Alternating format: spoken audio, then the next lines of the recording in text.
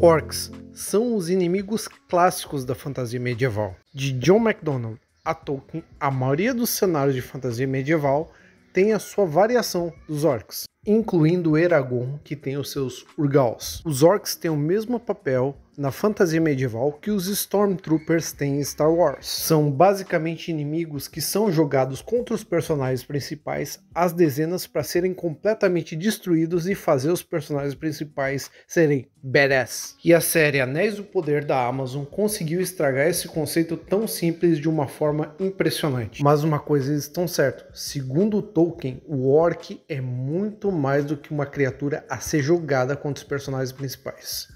Então nesse vídeo eu vou contar as origens dos orcs, como Tolkien usa os orcs na trama dele, como Attack on Titan usa um conceito muito parecido com os orcs para criar os seus titãs, e como um anime pouco conhecido chamado Goblin Slayer conseguiu entender o conceito de orc muito melhor do que um show com um orçamento de $1 bilhão.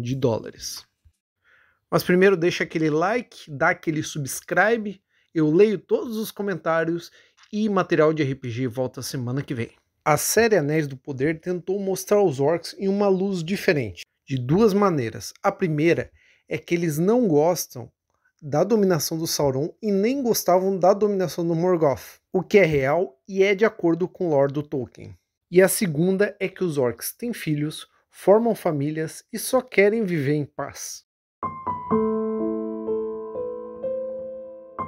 Não se preocupa, amigo, os orcs só querem a mesma coisa que eu e você: comer carne humana, criar uma família, viver a existência corrupta deles e adorar Melkor. E se tu prestar bem atenção, até mesmo o D&D foge do conceito normal de orc em 2024 para representar o orc como uma pessoa verde, não um orc de verdade. E eu acredito que a transformação do orc monstro pro orc personagem normal, e até mesmo a aparência dele na arte, veio do jogo World of Warcraft. O orc, como uma raça de player, ele tem que ser atraente para o jogador. Ele não pode ser uma criatura torturada, arruinada e monstruosa como o Tolkien via ele. Existiam muitas lendas de goblins na Idade Antiga e na Idade Média. Porém, Tolkien baseou seus orcs em Beowulf. A palavra orc é provavelmente uma abreviação da palavra Orcneias encontrada no poema Beowulf. E Orcneias pode ser traduzido como monstro ou espírito maligno do submundo. E também é a mesma ideia da palavra orcus no latim. O Tolkien originalmente criou uma origem para os orcs e depois ele mudou de ideia. No livro do Lost Tales, ele descreve as origens dos orcs como: toda raça foi criada por Melkor, dos calores subterrâneos e do lodo, e seus corações eram de granito e seus corpos deformados. Melkor era o nome original do Morgoth. E depois, Tolkien mudou de ideia sobre a origem dos orcs, porque o mal não pode criar nada. E é preciso o fogo imperecível do Eru Ilúvatar para criar vida genuína. Então tudo que o Morgoth podia criar era uma paródia daquilo que Eru Ilúvatar criou. They were elves once. Mais tarde Tolkien escreve: mas aqueles indefesos que foram apanhados por Melkor, pouco se sabe ao certo. Todos aqueles Quendi que chegaram às mãos de Melkor foram presos e por artes lentas de crueldade e maldade foram corrompidos e escravizados. Assim Melkor gerou a raça hedionda dos Orcor, com inveja e zombaria dos Eldar, onde depois eles seriam os inimigos mais ferozes. Pois os Orcor tinham vida e se multiplicavam à maneira dos filhos de Ilúvatar. E nada que tivesse vida própria, este talvez tenha sido o ato mais vil de Melkor, e mais odioso para Ilúvatar. Taken by the dark powers, tortured and mutilated. Mais tarde, Tolkien descreve que é possível reduzir um homem à mentalidade de um orc e com isso fazer ele se reproduzir com um orc, criando raças de orcs mais inteligentes e maiores. Saruman descobriu isso através das suas pesquisas e reproduziu esse experimento criando os Uruk-hai. Na verdade é descrito que ele cria homens orcs e orcs homens, e eu não sei a diferença disso.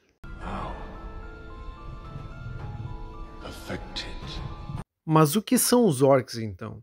Os orcs, na minha opinião, são um espelho. seria o que aconteceria com os povos livres se Sauron ou Morgoth vencessem. Os homens e os elfos iam ser degradados e reduzidos a orcs. Então, toda vez que eles lutavam contra os orcs, eles viam o futuro deles caso eles perdessem. Então vem a pergunta: os orcs podem ser redimidos como os homens ou como os elfos? Segundo Tolkien, pelas mãos dos homens e pelas mãos dos elfos, não.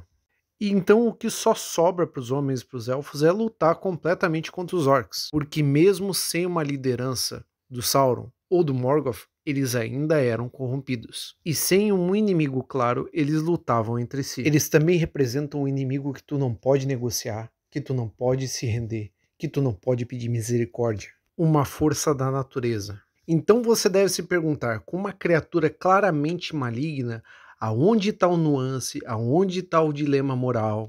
Aonde está uma história boa a ser contada? O bem contra o mal é muito chato. Afinal, o orc como uma criatura puramente maligna não pode ser explorado em histórias tão bem quanto o ser humano. Então os criadores do Anéis do Poder foram obrigados a humanizar os orcs para ter uma história melhor. Eu vou te dar 2 exemplos de histórias que usam criaturas parecidas com orcs, sem humanizar elas, e tem histórias muito boas. É claro que eu vou falar de anime. O primeiro é Attack on Titan. Attack on Titan é ambientado em um mundo onde a humanidade vive dentro de cidades cercadas por 3 enormes muralhas, que os protegem de gigantescos humanoides devoradores de humanos chamados os Titãs. A história segue Eren Jaeger, que jura exterminar os Titãs após a mãe dele ser devorada por um Titã. E um Titã é basicamente a representação de um orc nesse mundo, embora a forma seja diferente. Os Titãs são uma raça de humanoides comedores de humanos. Por instinto natural, eles saem devorando os humanos. Eles são criaturas semiconscientes que conseguem se regenerar de maneira extraordinária. E o seu único ponto fraco é na nuca. E um titã é criado a partir do líquido espinhal de outro titã.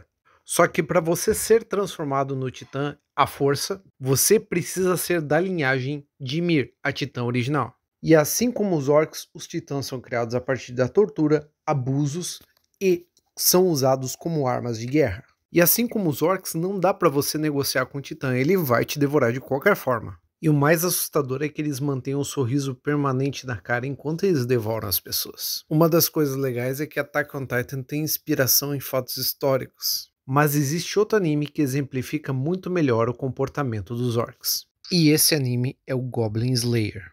Em um mundo de fantasia, aventureiros vêm de longe para se juntar à guilda, a fim de concluir contratos para os postos de trabalho que estão disponíveis.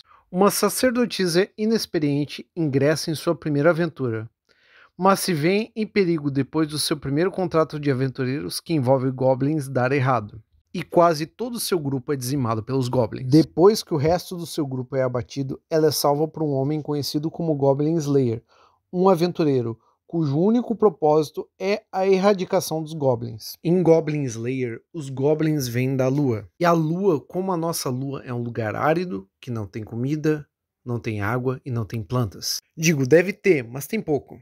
Então os goblins invejam a terra e o que ela tem, e viajam através de magia para cá para conquistar ela, embora eles não sejam magos naturais. Como em D&D, os goblins sobrevivem roubando caravanas e fazendas, tentando passar desapercebidos. E quanto mais velhos, mais poderosos os goblins ficam, às vezes se tornando hobgoblin. E os goblins de Goblin Slayer são tão terríveis ou até mais terríveis que os goblins de Senhor dos Anéis pela maneira das quais eles se reproduzem. Não existem goblins fêmeas, só existem machos. E os goblins podem se reproduzir com uma fêmea de qualquer espécie humanoide.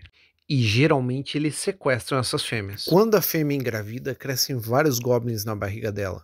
4, 5, uma ninhada. E quando eles nascem, os filhotes devoram a mãe. Então tu pode notar que os goblins, pela própria natureza deles, são inimigos naturais e existenciais da humanidade. E além disso, eles fazem terror psicológico, utilizando as fêmeas capturadas como escudo quando eles entram em guerra com povos humanos e elfos. Eles chegam a amarrar as fêmeas vivas em estandartes para desmoralizar os seus oponentes, os seus inimigos. Não tem como esses goblins se redimir. A luta deles contra os humanos é existencial. E isso é uma coisa que provavelmente acontece com os orcs também da Terra-média. embora eles possam se reproduzir entre si. Em Goblin Slayer, a maioria das raças racionais despreza os goblins e ignora eles porque eles são desprezíveis, principalmente porque as vítimas deles geralmente são plebeus ou plebeias e mulheres pobres, permitindo assim eles se reproduzirem de uma maneira alarmante. É aquela ideia de que se tu não fizer nada, o mal vai crescer, entendeu? Então, para finalizar, eu acho que Anéis do Poder é feito por comitê. É um investimento de $1 bilhão. Então eles fizeram vários surveys, pesquisas de opinião, e botaram o que acharam que as pessoas queriam ver, quando na verdade as pessoas queriam ver Tolkien. E uma curiosidade é que a Amazon não tem os direitos do Silmarillion, então todas as coisas que eles tiraram do Tolkien foi dos apêndices do Senhor dos Anéis. Outra coisa que eu acho é que o sucesso do Game of Thrones também influenciou a produção dos Anéis do Poder. E antes de terminar o vídeo eu quero falar um pouquinho do Sauron. Eu acho que o grande problema do Sauron ali nos Anéis do Poder é que eles usaram demais o Sauron, tanto na primeira quanto na segunda temporada. E quanto mais tu expõe um personagem, menos mítico ele se torna e mais humano ele se torna. Mesmo o Anatar, que interagia bastante com os elfos, eu acho que podia haver uma maneira de tu usar ele de uma maneira assim mais sutil, entendeu? Que não precisasse usar ele como personagem principal, mas usar ele como uma força, como uma influência, entendeu?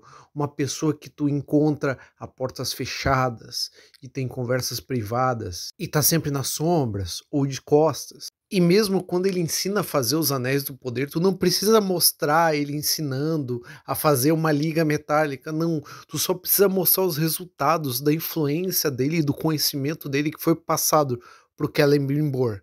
O Imperador do Star Wars é mais mítico do que o Sauron dos Anéis do Poder. E por que que tu usa o Sauron pouco, ou qualquer outra criatura maligna e poderosa pouco? Porque a tua imaginação é o melhor CGI que existe, cara. Quanto menos ele aparece, mais tu completa ele dentro da tua cabeça, cara. E esse foi o grande erro dos Anéis do Poder. O Sauron é um cara comum, cara. Botou a roupinha de elfo e a peruquinha ali, ficou mais ridículo ainda. Pelo menos pudesse deixar o cabelo do cara crescer, cara. Mas é isso aí, galera. Esse é o vídeo.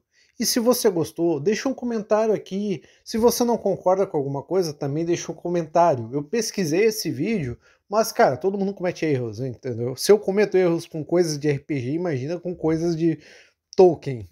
Manda pro seu grupo de WhatsApp. Manda pro seu grupo de Facebook, tanto faz. Ajude o canal. E muito obrigado e até a próxima, galera. Valeu, fui!